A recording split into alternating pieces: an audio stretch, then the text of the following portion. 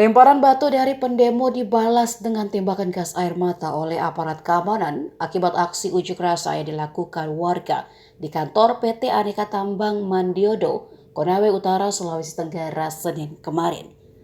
Masa yang mengatasnamakan Aliansi Gerakan Rakyat Konut menggugat itu terlibat bentrok dengan polisi karena menghalau mereka masuk ke area kantor. Akibat bentrokan itu, 7 orang dari petugas kepolisian terluka dan 1 dari pengunjuk rasa ikut terluka. Dilansir dari Kompas.com, aksi mereka untuk meminta agar PT Antam kembali beroperasi di Blok Madiodo, Kecamatan Molawe, Konawe Utara, yang berhenti sejak Januari 2023. Pasalnya karena tak beroperasinya itu, puluhan karyawan PT Antam dan ratusan pekerja dari perusahaan lokal kena imbas PHK. Keadaan di lokasi sempat memanas hingga terjadi saling lempar batu dan dibalas gas air mata. Kapolres Konawe Utara AKBP Priyo Utomo mengatakan ada oknum yang berupaya menyusup di dalam barisan massa aksi hingga terjadi pelemparan batu.